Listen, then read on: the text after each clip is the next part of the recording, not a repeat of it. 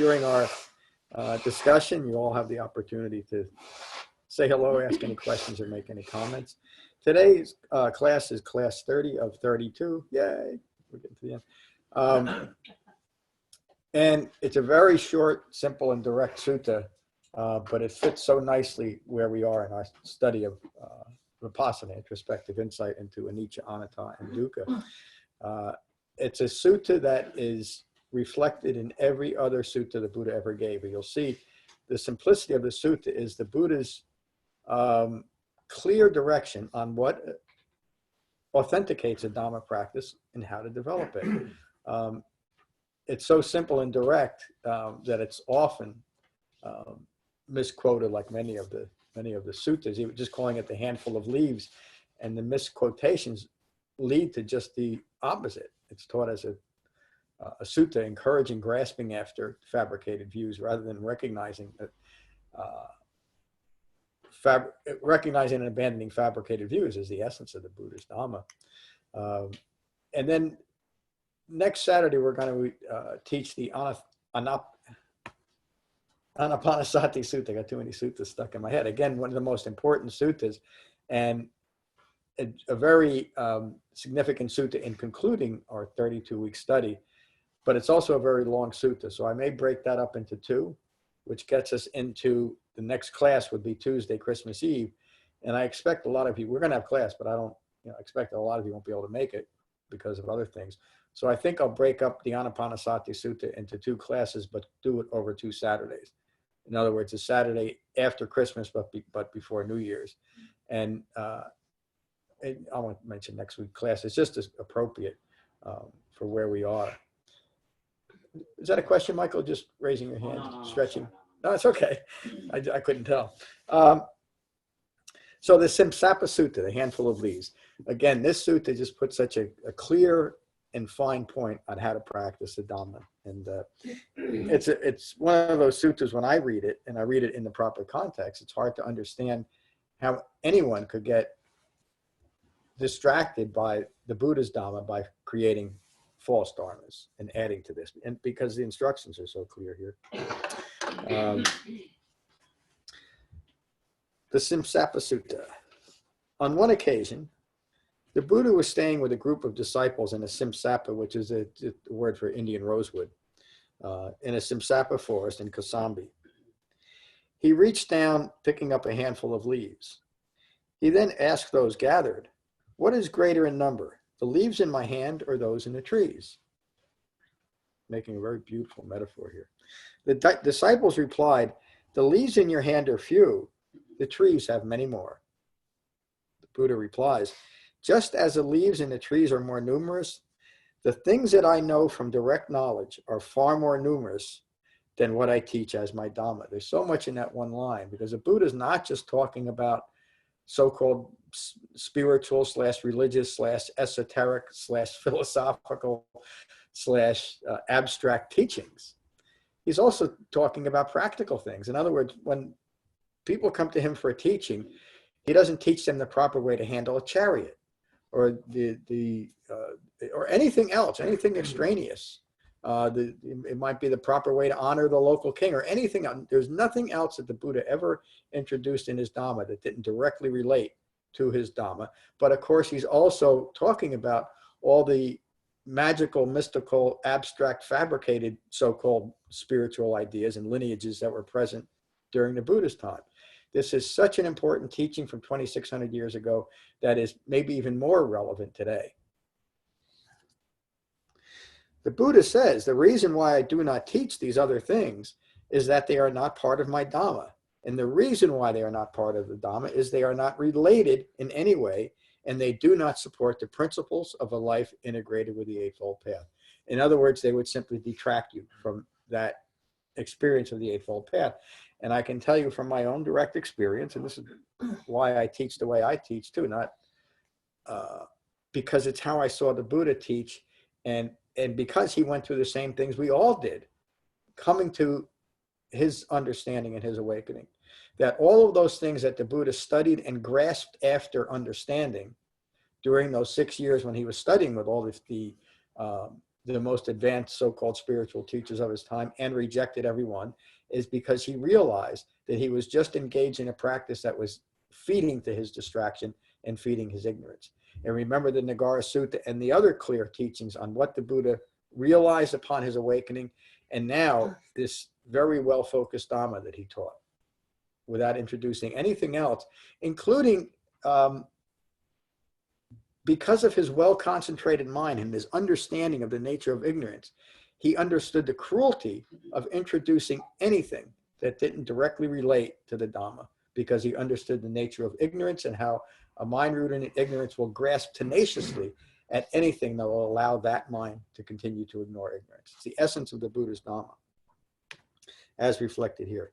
The Buddha continues, there are other things that do not lead to disenchantment, to dispassion, to calm, to direct knowledge, to cessation, or to self-awakening. This is the point of the Eightfold Path. I'm going to say it again. These other things do not lead to disenchantment, to dispassion, to calm, to direct knowledge, to cessation, or to self-awakening. So that's a check on whatever practices you may have, and simply ask yourself, after a reasonable encounter, do they lead to disenchantment, to dispassion, to calm, to direct knowledge of Four Noble Truths? That's what separated the Buddha's Dhamma from everything else during his time, and from my experience, from every other teaching today. It's just pure and simple, and it is possible, and maybe that's another remarkable thing to me, that all of the things that have happened over 2,600 years and the influence of human beings to alter things to fit their own fabricated views, and of course that's reflected in a lot of modern Buddhism, even the so-called modern Buddhist sutras that they rely on, until you read the Buddhist teachings and you realize how singularly important it is to have this well-focused Dhamma. And these are how we know. These other things do not lead to unbinding from views ignorant of Four Noble Truths. Another way to define the Dhamma practice and also keep it well-focused. Does it lead to unbinding from views ignorant of Four Noble Truths? And when you weigh that against when I weigh that against some of the practices that I thought were core practices within a so-called Dhamma, and once I decided that they were, and my friends and associates and whatever lineage I might be self-identifying with at the time, it was simply that process that made it difficult for me to let go of them. But when I started weighing them as the Buddha taught here against my actual experience, then it became easy to just shed myself of all those abstract conditioned views. But it took a process, and the process was just practicing what I knew the Buddha taught as preserved in the Sutta Pitaka, but also how I understood it in the proper context, from looking at the consistency in the suttas, rather than falling into the abstractions that are included in the suttas. But every time the Buddha mentioned something abstract, he always said, that is an abstract, that's a fabrication. Every single time. There's no sutta where the Buddha start talking about disincarnate beings or non-physical realms that it wasn't a teaching about avoiding that type of speculative self-establishment. But that is often left out as well. The Buddha continues, I teach Four Noble Truths. This is a declarative statement by an awakened human being. I teach Four Noble Truths. I teach what stress is. This is stress. This is the origination of stress. This is the cessation of stress. And the Eightfold Path is the path developing the cessation of stress.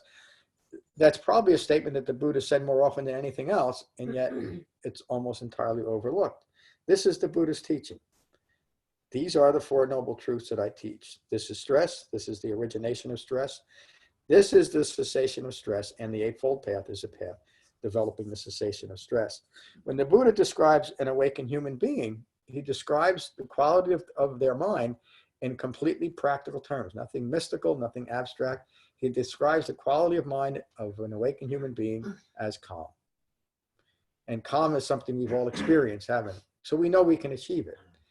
And he describes the development of calm as unbinding or release from all fabricated views and ignorance of Four Noble Truths. In other words, incorporating and developing this profound knowledge of Four Noble Truths. That's awakening as defined by an awakened human being. That's awakening that defines Dhamma practice. When you think about that, what else could any human being want but a way to understand who that person is in relation to the world that it's living in, and to find a way that no matter what external situations or occurrences are arising, an awakened human being, a fully mature human being, maintains a calm and peaceful mind in a very gentle way. It's simply an occurrence of a well-integrated Dhamma practice. When the Buddha talked about his awakening, he said this often, he describes his awakening, it's often depicted that he touches the ground with his right hand. You've all seen pictures of that. It's not that such. That means that action is the Buddha saying, I have overcome the world. I am above worldly entanglements now. And he would always say, there's nothing left in me to provoke further ignorance. What provokes further ignorance? It's a good point. What provokes further ignorance in us? Ignorance. Yeah. But yes, from ignorance as a requisite condition comes fabrication. The Buddha declared himself to be free of any ignorance of what it means to be a human being in relation to its environment, and so free of any stress and suffering. Those are the three marks, and a calm and peaceful mind, no matter what's occurring. Do you see how that is the focus of our Dhamma study right now, the Vipassana, and how it all coalesced in the Jhana Sutta that brought it all together? And now we're simply describing in these concluding suttas, this is what it looks like, this is what it feels like. And here in this simple sutta is the Buddha's admonition to keep it well focused on what he teaches and avoid anything that he doesn't teach. He concludes this by saying, this is what I teach. I teach these things because they are related to my Dhamma, and they support the principles of a life integrated with the Eightfold Path. This is what I teach. I teach these things because they are related to my Dhamma, and they support the principles of a life integrated with the Eightfold Path. That's often taught, that last line, integrated with the Eightfold Path, is often presented as the holy life. And the reason why I make the change is because, for one thing, holy life has religious connotations. That's not really what it means. It means a life that is made whole by the Eightfold Path. But really what we're doing to live the holy life as it relates to the Buddha's Dhamma means to integrate the Eightfold Path. There's nothing religious about it. It can be, and that's fine. These things that I teach lead directly to disenchantment, to dispassion, to calm, to direct knowledge, to cessation, and to self-awakening. Another so important line, self-awakening. These things that I teach lead directly to unbinding from views ignorant of Four Noble Truths. These things that I teach lead directly to unbinding from views ignorant of Four Noble Truths. If you're practicing something and you ask yourself, is this likely to lead to direct knowledge of Four Noble Truths, and you decide that it doesn't, let it go. Come back to the Dhamma. This is why I teach these things. So this is your practice. Your practice is understanding stress. Does everyone think you can understand stress? Yes? Yes. Mm-hmm. Understanding the origination of stress, do you feel you can understand? You can do that? Yeah. Do you think you can experience the cessation of stress? You all have, haven't you? But that's an achievable goal. Mm-hmm. And developing the Eightfold Path leading to the cessation of stress. All can do that? Yes? Mm-hmm. Ongoing process. Yes. Right. This is why I teach these things. So this is your practice. Understanding stress, understanding the origination of stress, experiencing the cessation of stress, and developing the Eightfold Path leading to the cessation of stress. That's the end of the sutta. Yeah, how simple and direct could a teaching be? And we all understand that, yes, this is achievable. This is not something that has to be bestowed on me because of good acts or magical or mystical practices or rites and rituals. How do we develop the Eightfold Path? By integrating the Eightfold Path.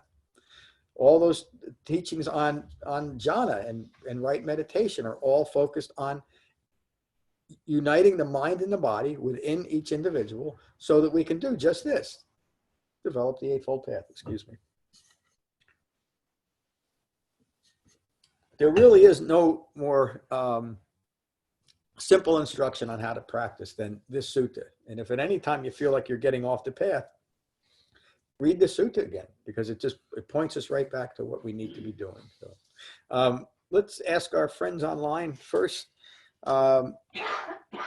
Give me a second to pull up. Oops. No, sorry. You need to make these icons a lot bigger for me. There's someone with a Samsung device. I've just unmuted your mic if you'd like to say hello or ask any questions. You don't have to. John, this is Thad. Can you hear Oh, me? yes, I do. I'm so this glad. is my first. This is my first chance joining you live. Yeah, I believe it's our first conversation too, isn't it? It is, yes. Yeah, we've had a little email exchange. I'm so glad you joined us this morning. Do you have any questions or comments? I've always loved this sutta. Yeah. I actually first heard it years ago at a Zen center. They didn't quite put the same spin on it, of course, but Oh, those Zen folks. but it's one of my favorites. It kind of brings me home whenever I hear it. Yeah, me too. Thank you. Well, I'm so glad you joined us this morning.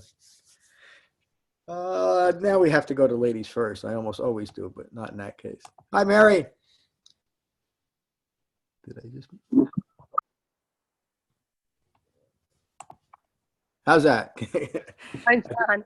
I think muted you were unmuting and I was unmuting and Yeah. you're muting me. Anyway, Good morning, Mary. good morning. Good morning, everyone. Well, like, you know, other suttas, it's very simple. It's very easy to understand, but it's very profound when you think about the application of it. Whenever you're trying to think of applying something so simple, we can complicate it. Yep. And we can make it more complicated than it needs to be. So this is a very nice reminder of the simplicity of the Four Noble Truths and, you know, the integration of that into your life. So thank you very much, John. Yeah, thank you for joining us. And I think we all see how, I think we see a lot more in this sutta now than we have after this series of talks. You know, this is where the Dhamma resolves, and this is how we practice it. Good morning, Dason. Oh, wait a minute. Do I have to unmute your mic? No, there you are. I think you're good, Dason. How are you?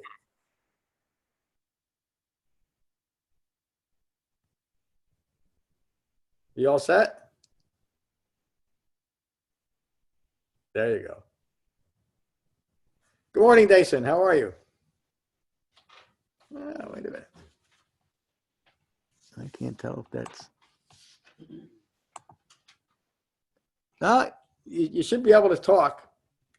No? Do you hear me, Dason?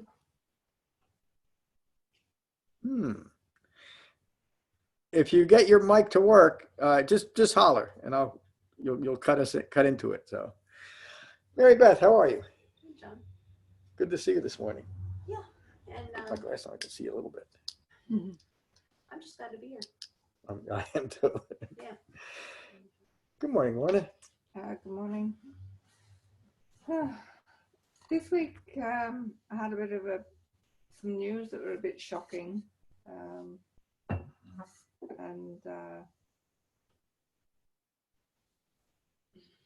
So what I did, we're talking about staying concentrated and understanding the Eightfold Path and understanding stress, the origination of stress, etc., etc.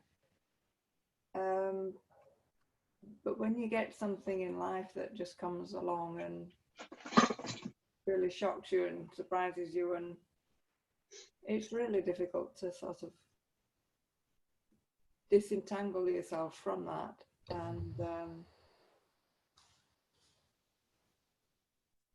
and go sit on your cushion and be quiet and have a quiet mind. Yeah. So that would be ideal if we could do that. But what actually happened in real life is that Tom and I went out for lunch, and this happened and that happened, and what you do is fill up your senses with feelings and sensations, and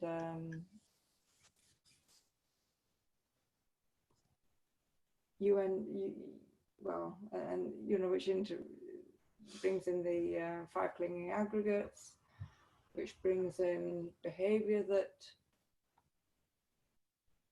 you're doing behavior to avoid doing other behavior. You know, you're doing a behavior to avoid you understanding stress and wanting to meet that stress and understand it and have a quiet mind, and it was all the things from the news, all the things that is unskillful behavior sort of kicked in.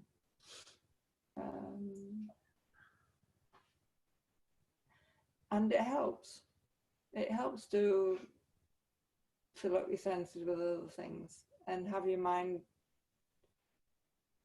drawn away from the stress. And so you just have that, I don't know if it's just a period of time or, but you begin to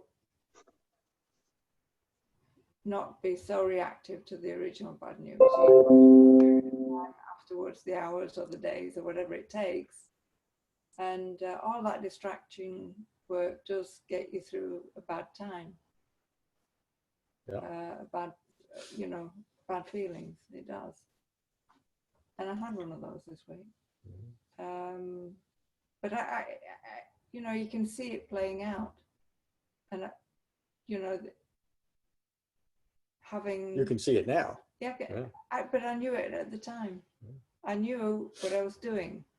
I was distracting myself by changing environments, by eating something. Smelling something will be somebody else, or whatever senses you were busying your mind with, you were actually avoiding something else. And that's the problem. That's the problem, I know. And but when you have, and unfortunately I don't have bad news in my life very often, very fortunate that way, but I did this week, and all that we talked about coming to class, and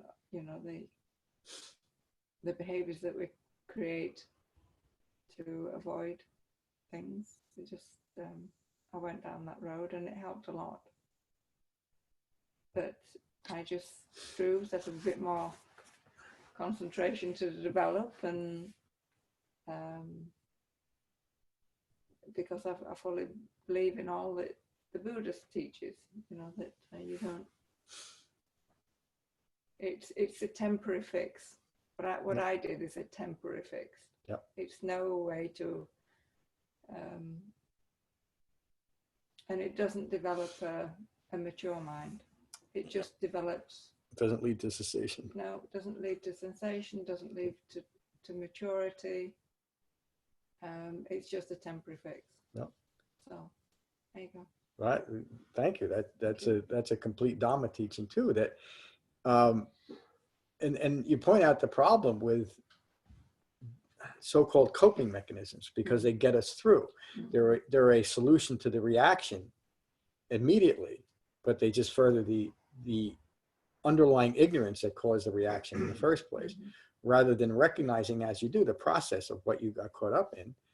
You came back to the Dhamma, you reclaimed your mind literally, and you see it in the proper perspective. So it doesn't mean that you did anything wrong. In fact, it's the essence of the Dhamma to recognize that something occurred that wasn't what you wanted.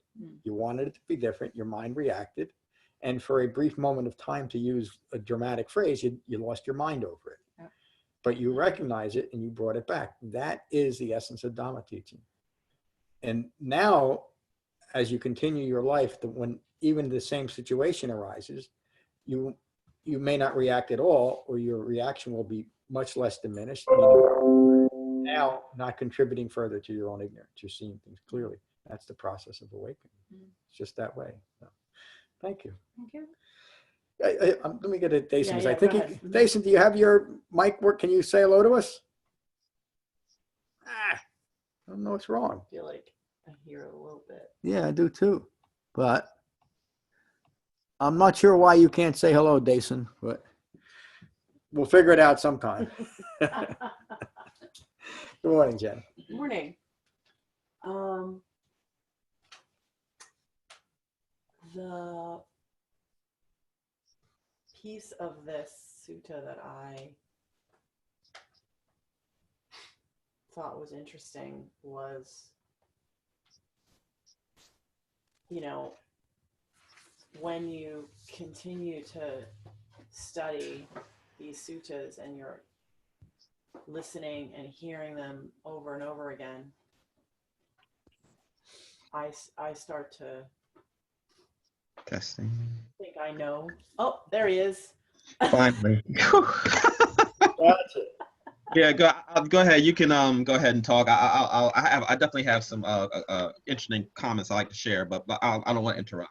Should he Yeah. go first? No, So that- yeah. Well, I whatever. mean, I don't mind, just in case his pathology. All right, Dason's Go ahead. Dason's got the floor. Yeah, Good yeah. morning. Oh, well, thank you guys. Thank you. I definitely appreciate it. As you know, I forgot his name. Thad. Yep. Yeah, he said it's a wonderful sutta. It's simple. It's direct. Very simple. Me and John, we had actually a conversation about this when he was here. When he was at the One Dharma Center, because if we go with John's, I shouldn't say we go with John. We go with the sutta, I should say, perspective.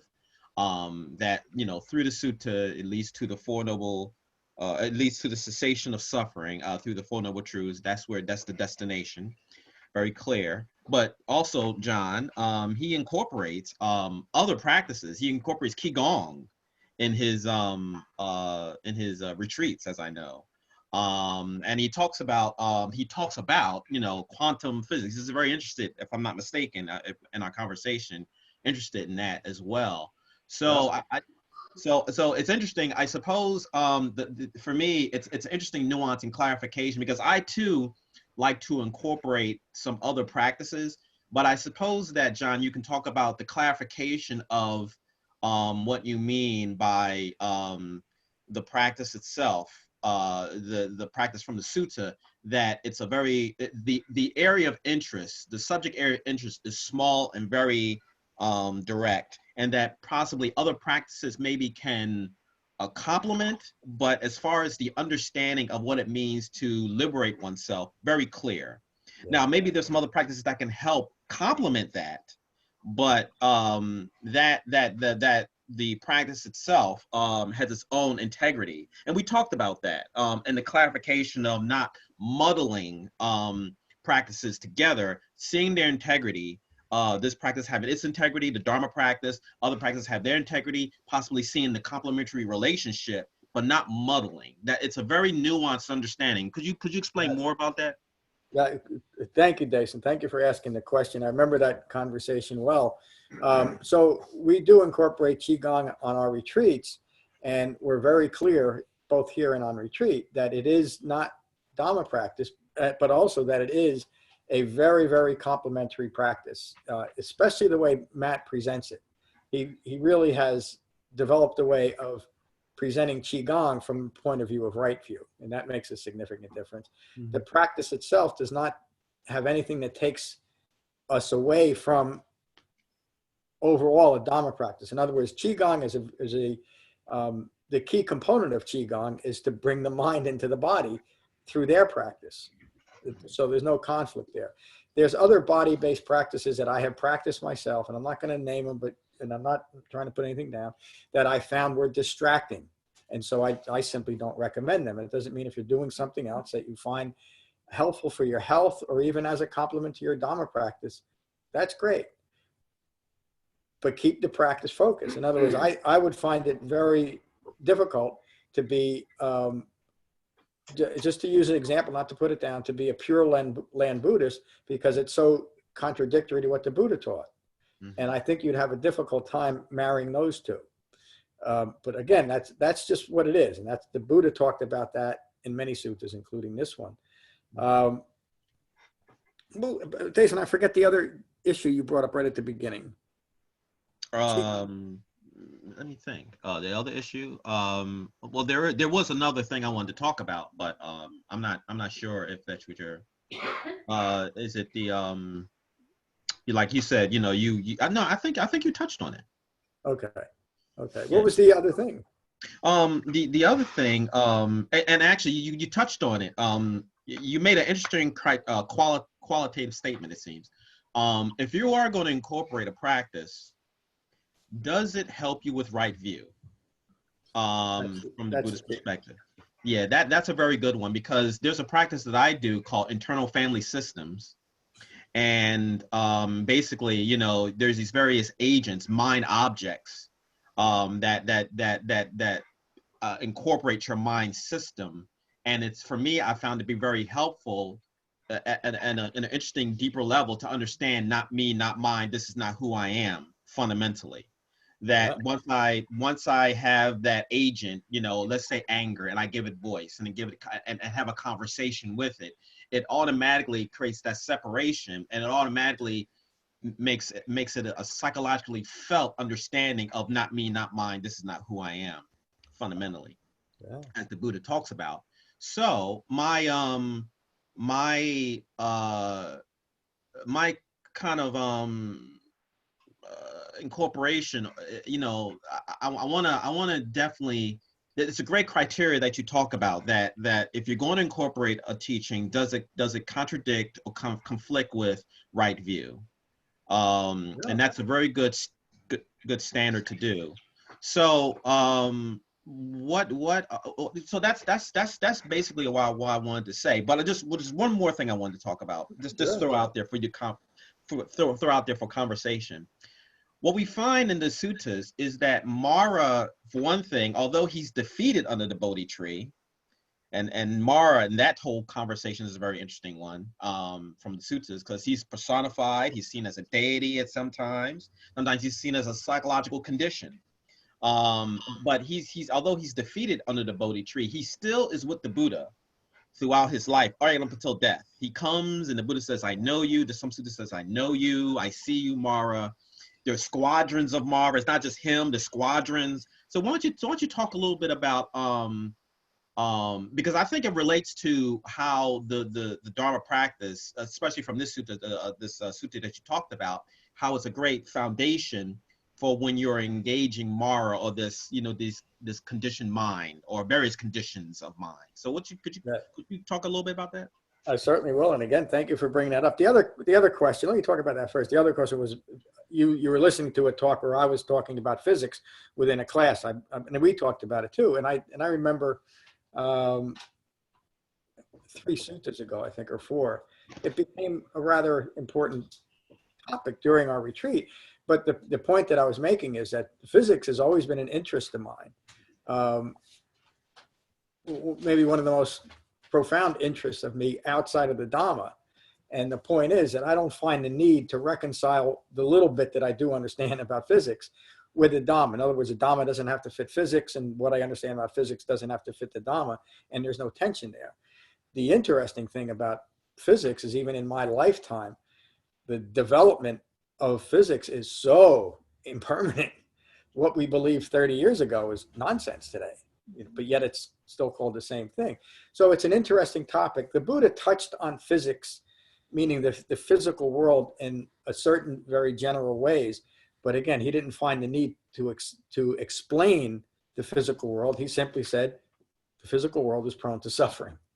That was as far as he went. And it relates to this, because the Buddha could have taught, or he could have incorporated his understanding of something, even subatomic particles that he talked about, although he talked about it quoted in the Abhidhamma, not in the suttas.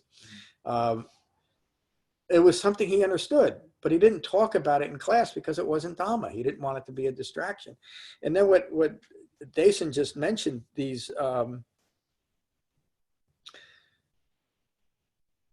practices that seem complementary, the important thing to understand is, does it lead does it follow in what the Buddha teaches, or does it lead to some subtle form of eye making?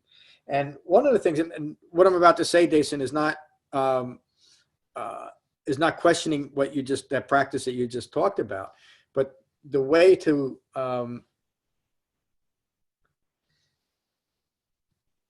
one of the things that made incorporating other practices into my Dhamma practice, as I started reading the suttas and actually got through quite a bit, because I was still, in the beginning, I was still trying to do things that I was clinging to, was that this is a complete practice, what the Buddha states over and over again. This is what I teach. I don't teach anything else. And what I found was, if I didn't continue to cling after or develop newer practices that the Buddha didn't teach, I was keeping my practice pure.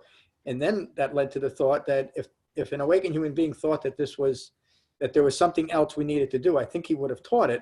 But again, that doesn't allow for evolution of thought and new practices to come into. So again, the point of this sutta is, if we're going to be Dhamma practitioners, this is how you practice it.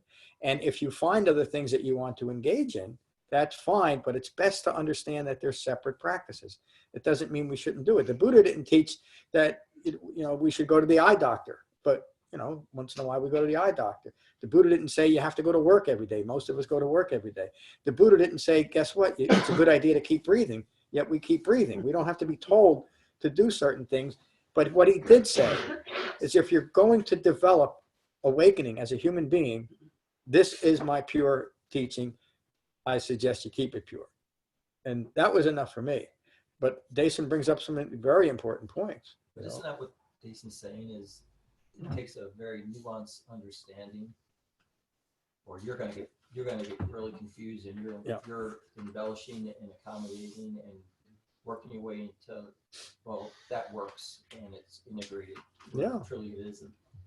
Yes, that's right. And often the problem, in fact, it's probably the major problem of modern practices, modern practitioners, is just that, is especially when they come to me and they've done everything like I did, is the kind of Chinese menu practice. You take a little bit from this one, a little bit from that one, and you make a meal out of it.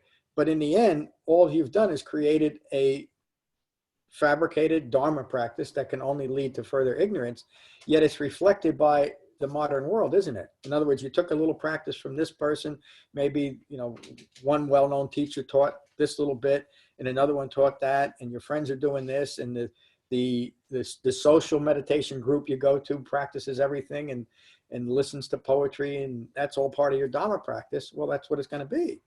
And you'll lose your focus. There's so many suttas where the Buddha says,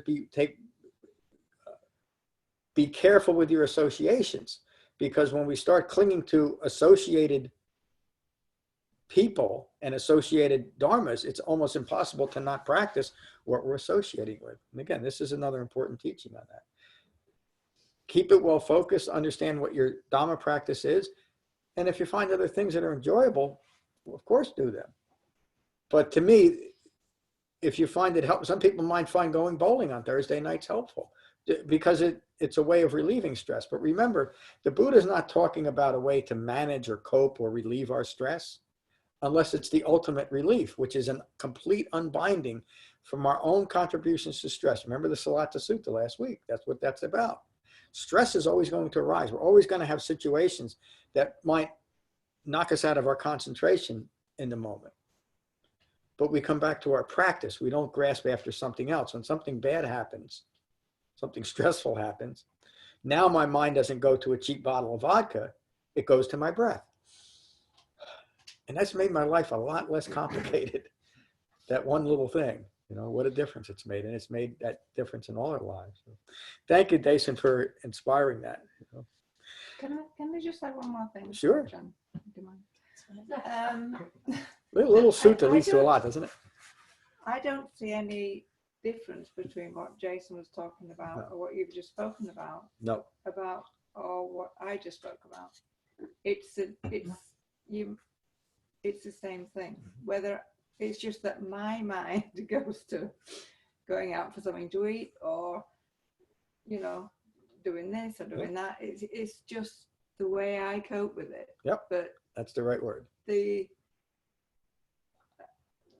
some people's mind might go to another practice, Yep. or, you know, so I just want to make that point that Yeah. everything that I said is my practice. Yeah. That I do when I'm not focused and concentrated. Thank you. But it's the same thing. Yeah, and it's so helpful for all of us to hear that. That's your, and that is your practice right now. Yeah. And it's remarkable. You know, you lost your mind for a little bit and you came right back to it. Excuse me. You were able to reclaim your mind because of your Dhamma practice. Yeah. And you didn't grasp after another practice eventually. In other words, you know, maybe you had a piece of chocolate cake, okay, and that's fine, but it is a coping skill. Again, the Buddha didn't teach us how to cope, which is how most mindfulness is applied towards coping with stress, rather than the mindfulness that the Buddha taught, which is how to recognize our contribution to stress and so eliminate that. And that's just what you're describing. It's what Dason is describing. Exactly. And sometimes the only thing we can do in a stressful situation is have a piece of cake or do something else. And what do we do when we do that, when we recognize that that's the best we can do? Give yourself a hug and take a breath. What else can you do? To judge yourself harshly in that situation is just furthering your own ignorance. This is a very gentle Dhamma too. Weigh it within the framework that the Buddha taught, and as Dason taught us too this morning. I have to give you an apprentice teacher's credit today, Dason.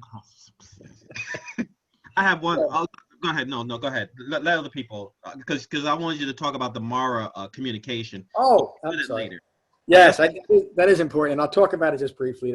And there's a article on the website that kind of covers this called Mara and Metaphor. But whenever the Buddha referenced Mara in many different ways, and sometimes he did direct it as just a troubled mind, but he's always referring to a mind rooted in ignorance of Four Noble Truths, creating stress and suffering. So Mara is just always a metaphor for that, wherever it's taken.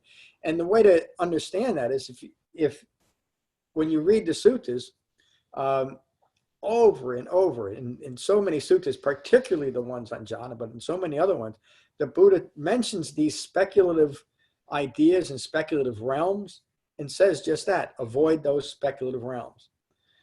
Avoid the seeing what is merely metaphor as reality, including the useful metaphor throughout the suttas of saying, okay, we're going to agree that when I say Mara, it's metaphor for ignorance of Four Noble Truths.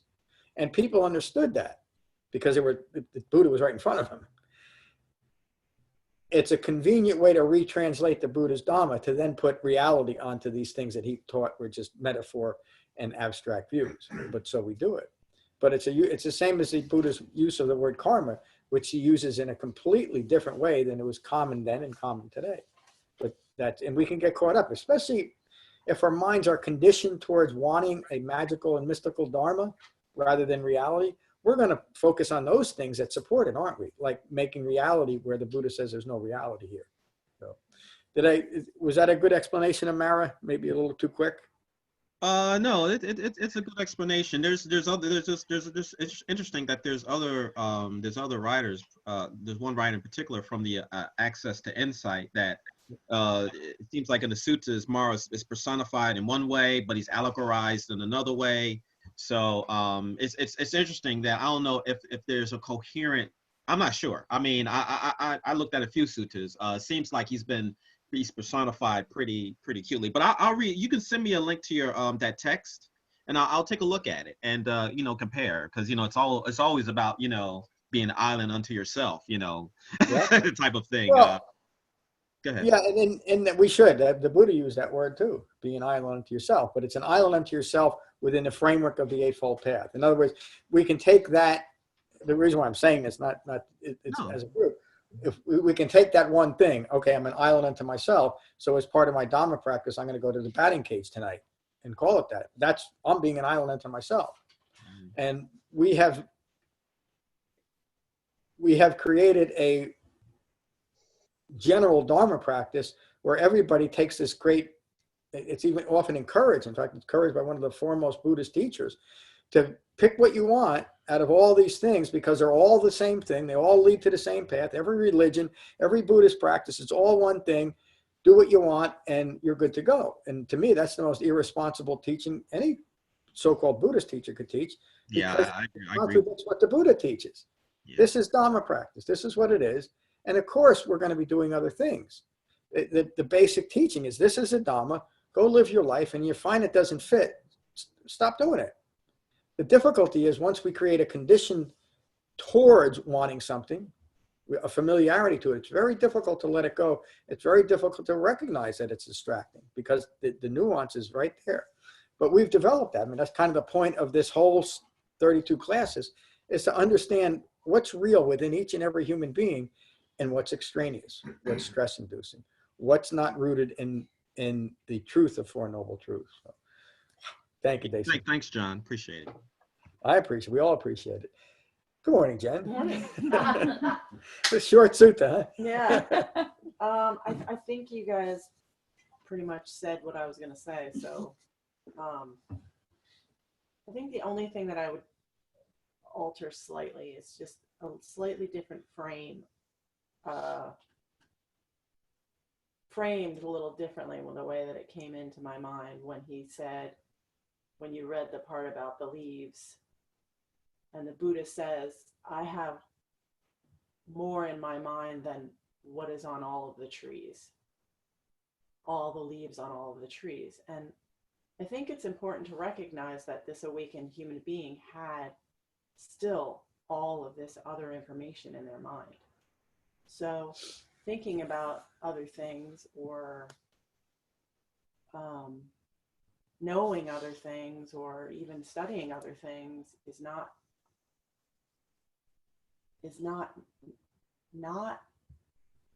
doing practice. It's just, how are you framing that knowledge as it comes up? How are you, are you not attaching yourself to that knowledge? How are you allowing that knowledge to arise and pass away within you? Is it framed by the Eightfold Path? And if it is, then you're fine. Yeah, that's right. You're You're good. fine. Yeah. Keep going. Yeah.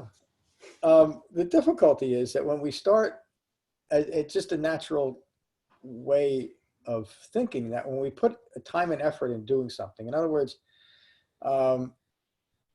if I get the notion that a certain, I won't name anything specific, that a certain esoteric practice is going to give me what I'm looking for, and I put some time into reading about it, maybe going to some classes, listening to someone, and I like the people that are part of it, it's going to be very difficult at that point to recognize that this is something that is separate. It doesn't mean we shouldn't be doing it, but it's very difficult.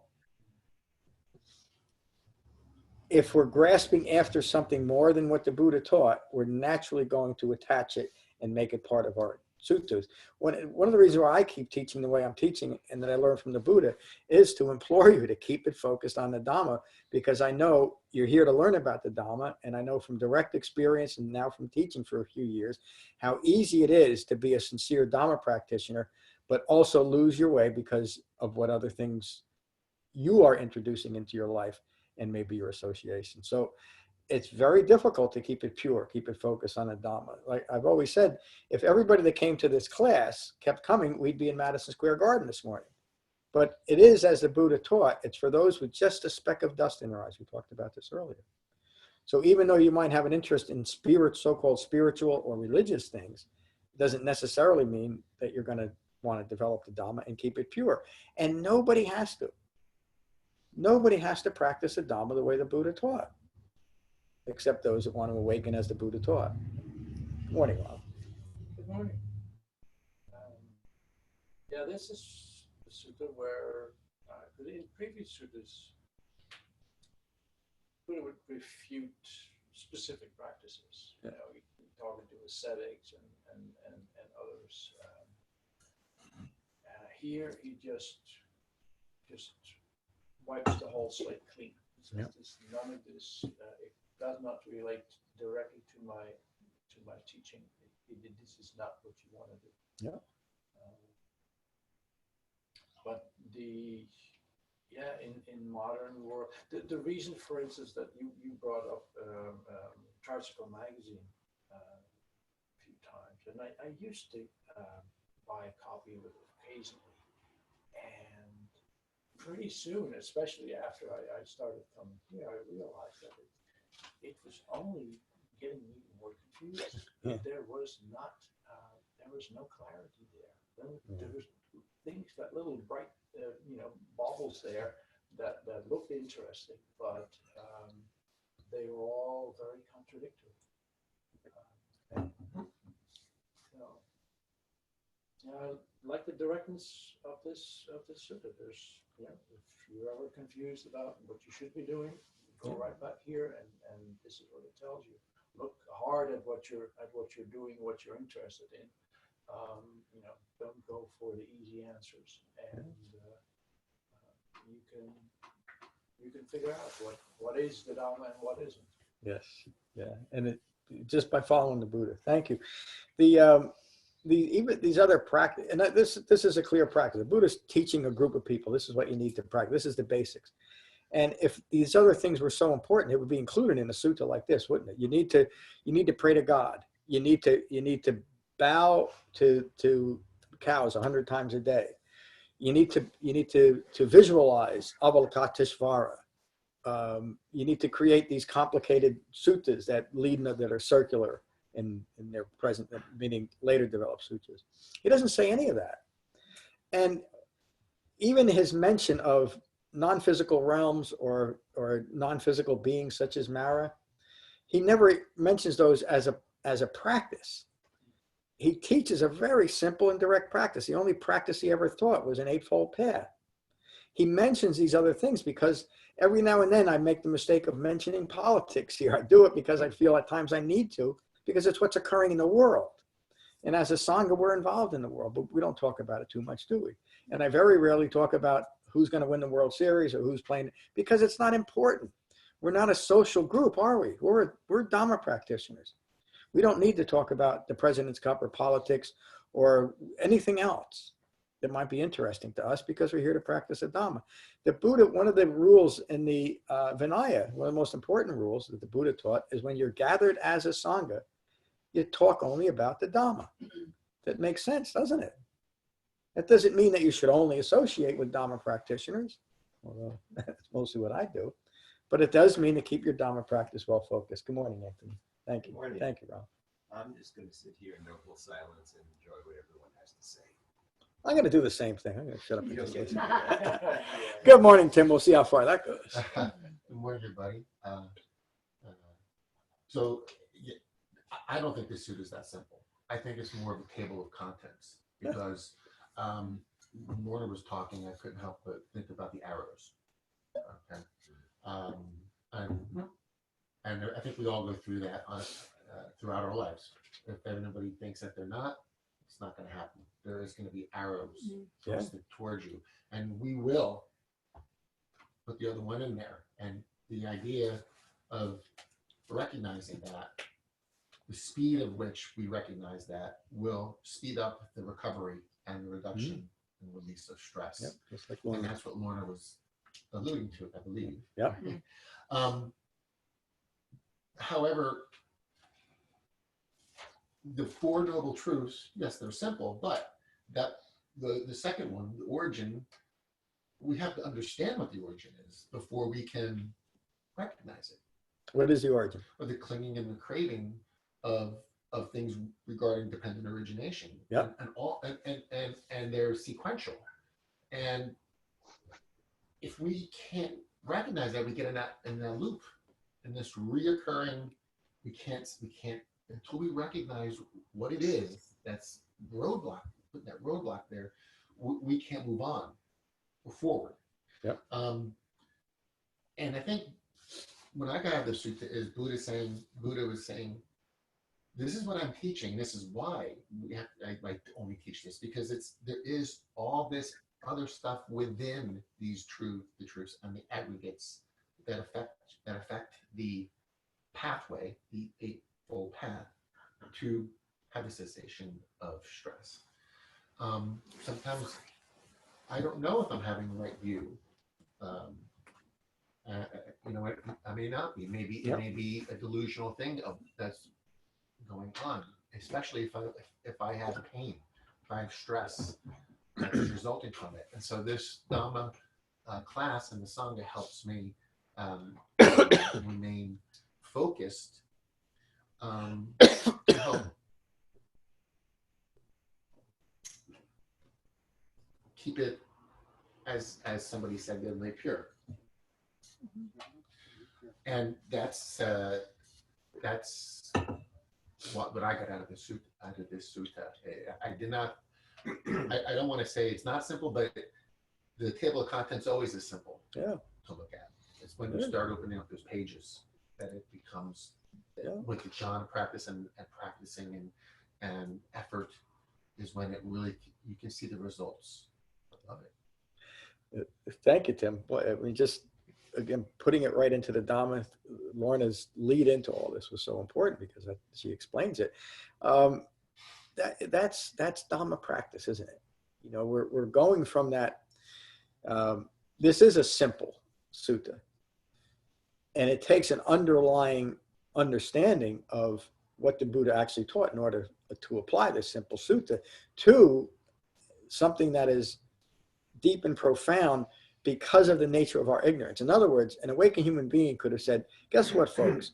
You're all ignorant of these four noble truths. There's stress, there's the origination of stress, there's the cessation of stress, and there's an eightfold path. Bye. But there was a lot more to explaining that at first teaching, isn't there?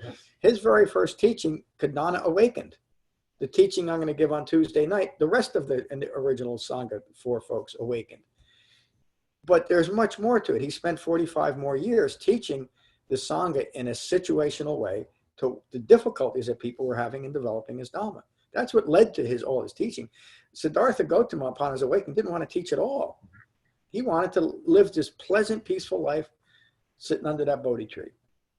But there was this inner gnawing, this Mara inside of him that said, wait a minute, other people need what you have. And he considered carefully, how can I teach this? What can I teach to pierce the veil of ignorance that is common to all human beings?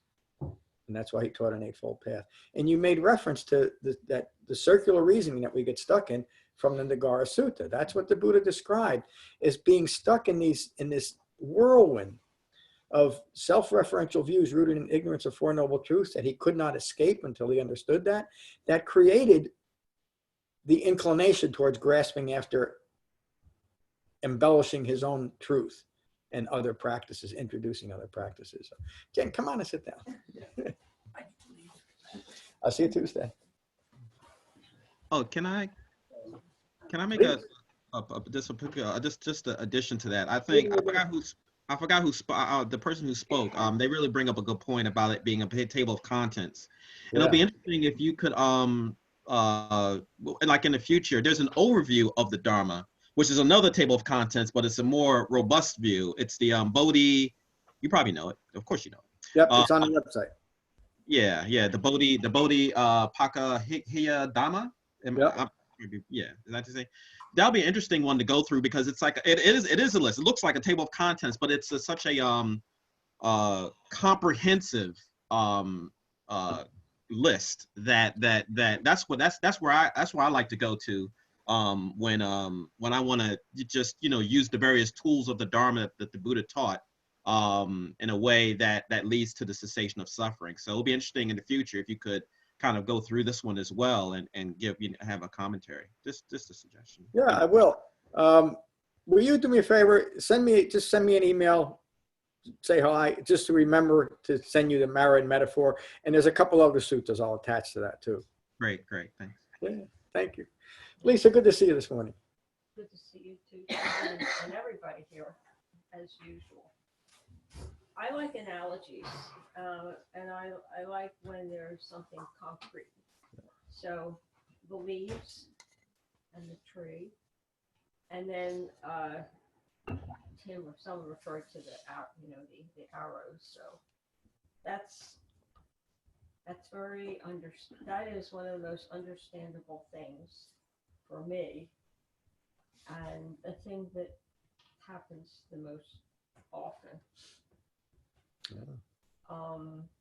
But the thing about the first arrow, okay, well, that's the stuff that happens. That's all those leaves, and they keep falling off the tree, and they keep covering up those leaves that are the Dhamma, you know, that you want to remember about and you want to pick out and not get covered by all those other leaves falling down. But the thing about the second arrow is the second arrow, you know, could be, it's not just the second arrow, there's like the third, fourth, you know, you can keep piercing yourself and over and over and over again. So the second one can be, you know, like just keep going. The second one over and over and over again. Ignorance has no bounds. Mm-hmm. But I like when something is made kind of concrete like that, and then I can, it makes it easier in my mind to understand. Yeah, the Buddha used metaphor and analogy throughout his teachings because it's such a useful teaching career. It doesn't mean that we should believe that we should understand what he's doing here. And this is another good sutta, or the Salata Sutta. The Buddha's not saying that we get hit by arrows and we shoot another arrow in, but it's the perfect metaphor for what we do. The first arrow is simply having a human life. The second arrow is stabbing or creating more stress because of our ignorance of the first arrow, where it's coming from. When we understand the arrow, the first arrow is simply having a human life. That's the insight that we're talking about, the insight the Buddha taught. Understand that dukkha occurs. Don't take any of it personal. And then you'll stop grasping after escape and things that you hope will provide escape, and you'll simply learn your mind and your relation to the world you're living in. The problem with getting caught up in any type of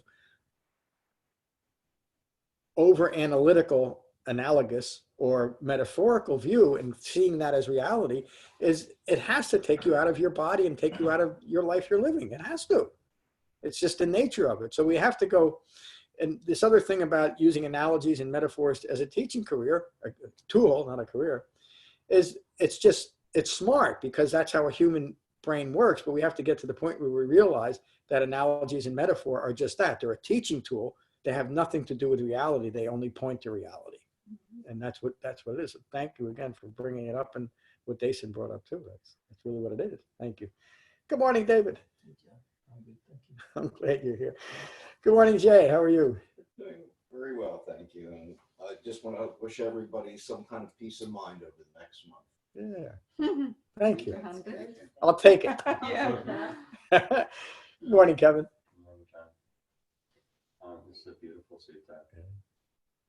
And well, it's the same as Buddha's final teaching. You know, Ananda asks him, implores him at the end, please tell us what you can tell us about what it's all about. And he says, I had an empty hand, I have an open hand. In this sutta, he has 4 leaves in his hand, or leaves. But now he has an empty hand. He says, I told you, and this is what I told you, that there are 4 noble truths and there's an Eightfold Path, and I have not withheld anything else from you. Yeah. And that's what it is. Yeah. It's beautiful. Thank you, Kevin. That's the Mahaparinibbana Sutta, this Kevin read. The last sutta the Buddha ever gave, which is the longest. It accounts about 90 days of the last 90 days of the Buddha's life. And that's what he said. He said, I'm not like a teacher with a closed fist. I've taught you everything you need. Strive diligently for your own awakening. Ananda was concerned, what's going to happen to us when you're dead? Who's going to be our teacher? No. And that, again, it's just a reinforcement that we develop the Dhamma as it's given. And again, the most remarkable thing is how well it's been preserved. Now, when you read most of the suttas, you can get confused because of these abstract analogies and metaphors. But if you understand, and if you look at the consistency of what the Buddha taught, you realize that he taught that because it was common for human minds to get stuck in analogies and metaphor. And he said, look at it. And then there's so many suttas where the Buddha teaches, don't go there directly. He says, don't use that. So thank you. Morning, Becky. Good morning. I'll be going back to this sutta a lot because it is what the Buddha taught simply and directly. And what we are trying to do, we are trying to understand our own contribution to our stress. And we have built up the ignorance that blocks that understanding throughout our entire life. So doing that is extremely difficult. And if you want to teach someone to do that, you have to have a simple, straightforward list of directions. Because it's going to take most of us our entire life. And if you've got all these other things that are distracting us from this simple, straightforward direction, we're never going to get there. And when the Buddha said, how many leaves are in my hand compared to what's on the tree? This is what you need to do. And that's it. And if you can do this, you're few and far between.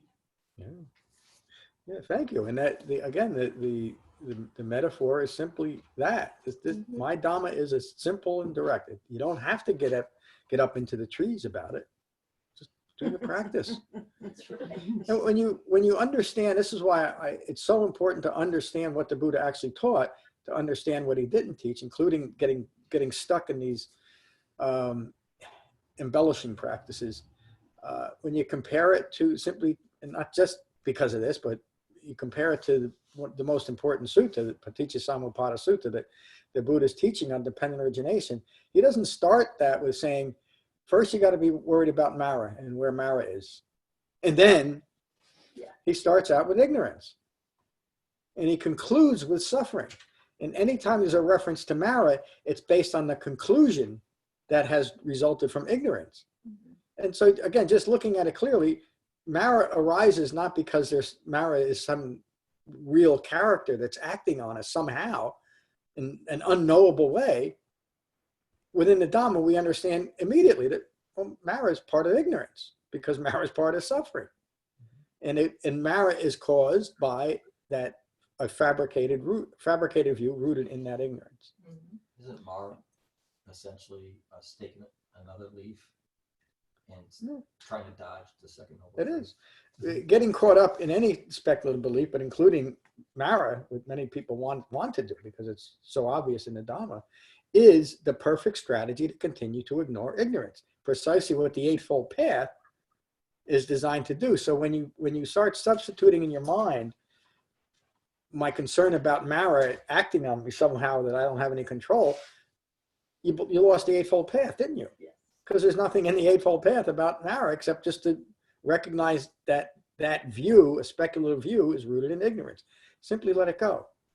And then when you come across Mara or the references to nothingness or emptiness or perception or non-perception, you understand that this is what the Buddha is talking about.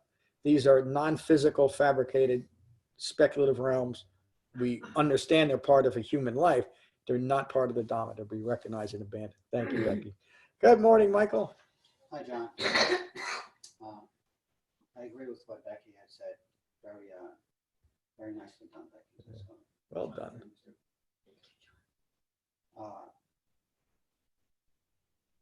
I'm going to start off by saying right meditation, okay? Right meditation leads to deepening meditative absorption, which leads to deepened concentration or deepening concentration, which leads to discernment. That deepening concentration blocks out the noise. Yep. when we're in society or as life unfolds, the deeper that concentration is and the more not actually refined it becomes through our practice, our meditative practice, the more able we can discern the truth as life unfolds moment by moment. It's not really a complicated. I don't see this as being extremely complicated. No, it's not. But you have to be diligent, and when you sit down to meditate, you have to cultivate that experience. You have to work on that experience and devote yourself to that. I just think that discerning truth as whatever occurs to us, these arrows are coming. The world is a flame, right? There's arrows coming. We don't even know where they're coming from, and they're coming. And chances are they could be flaming arrows because the world is a flame. So that'll add to it, right? Yep. So there's nothing we can do. There's nothing we can do about that. All we can do is, when they do occur, is try to discern the truth of the moment and how to actually approach these things that come our way, and whatever they are, understanding that as life occurs, it's not occurring to just me or to just you or to anybody here. It's happening. We can't control what's coming. We can't control where the arrows are coming from. They're coming regardless. Yeah. So nothing's personal here, and of course, like an arrow embedded in the chest, it causes suffering, suffering and pain and anguish and all things associated with such an injury, so to say. But we also realize that, again, it's these arrows are not personal, and they're not permanent. They're impermanent. They will pass away in time. But the main thing is to stay the course that we're trying to establish, which is the Eightfold Path. Okay, that's the path we want to be on in order for the cessation of such events occurring. Yep. And the overall, I won't say goal, but I'm going to just say to have that Eightfold Path come forth freely with, it's almost, the deeper your concentration, the greater your ability, your penetrate and discern becomes, and these right action, right thought, right everything that occurs in the Eightfold Path come about quickly and without hesitation. So we know we're going in the right direction. All this will slowly liberate Yep. us from suffering and with cessation again of suffering and stress. When that occurs, this as we keep practicing and we staying to our practice, we will slowly become liberated from these things. There's no goal of enlightenment here, or no goal of liberation. These things, okay, once we have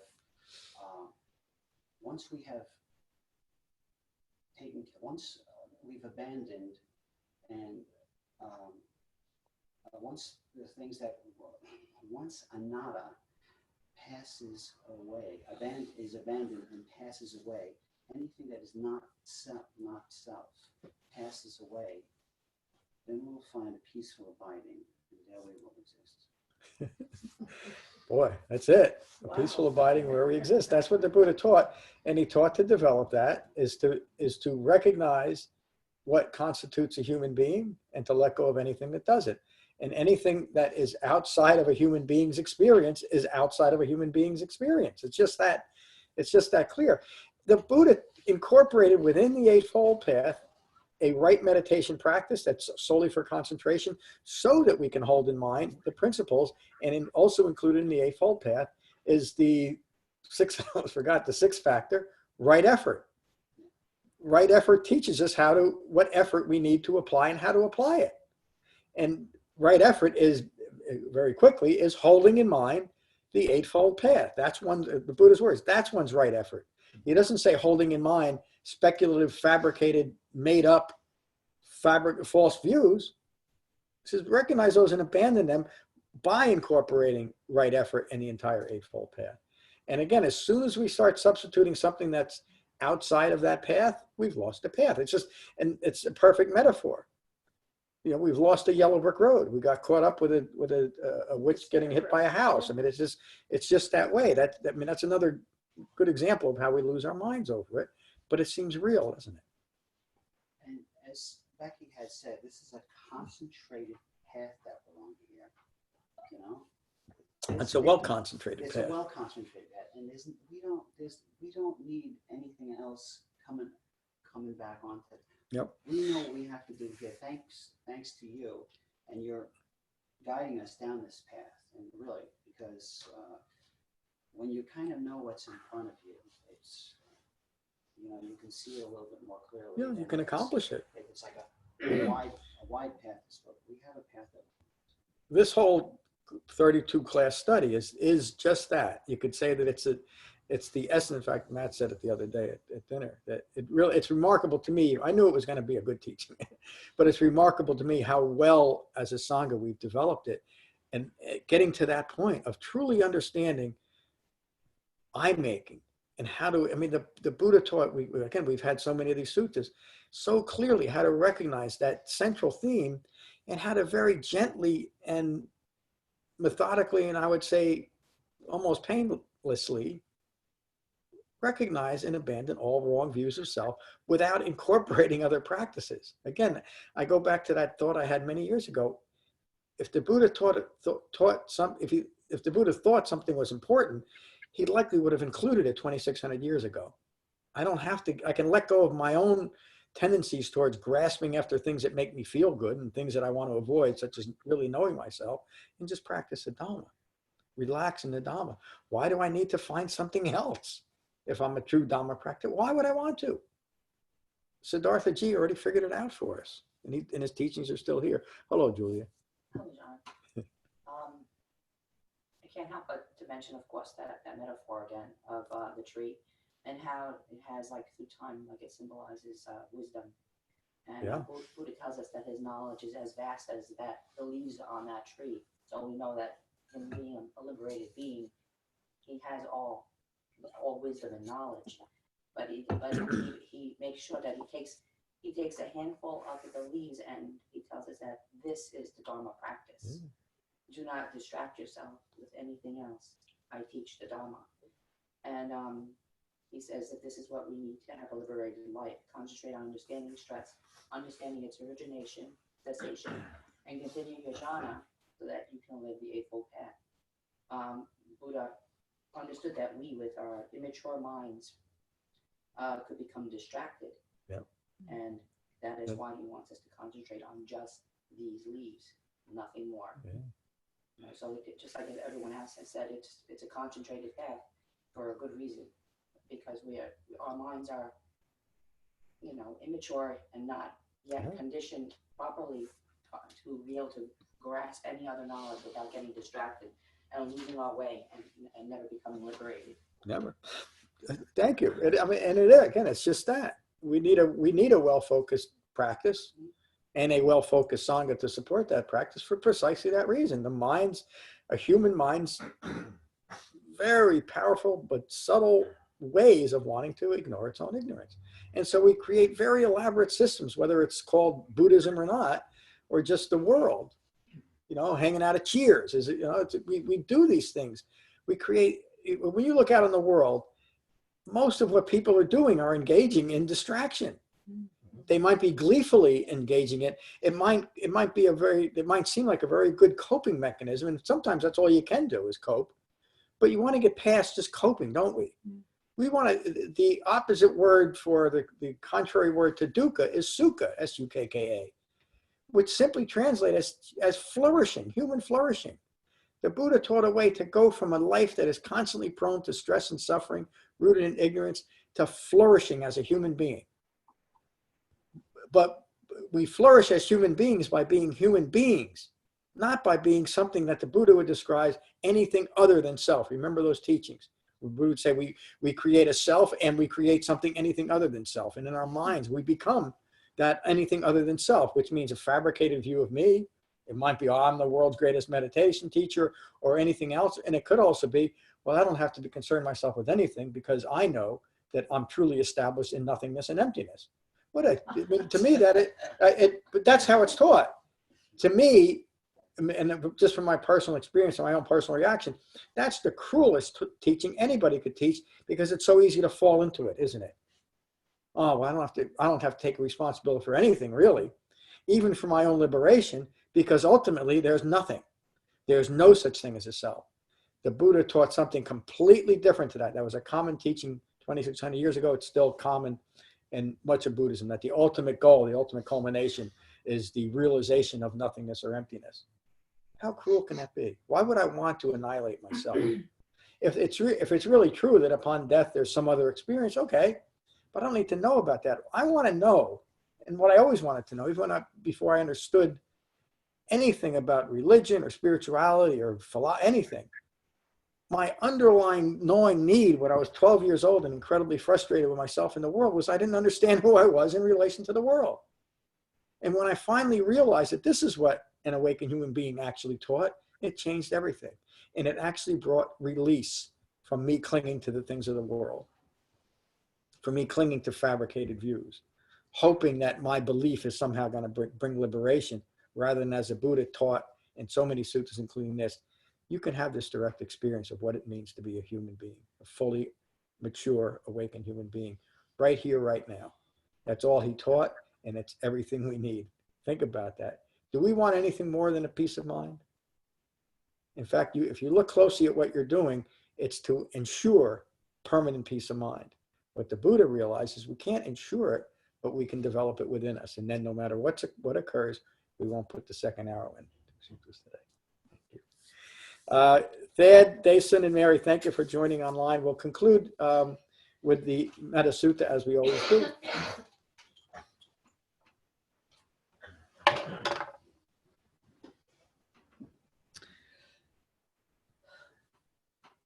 Oh, I forgot to mention something, and it's way too late now, but I got to say it anyway.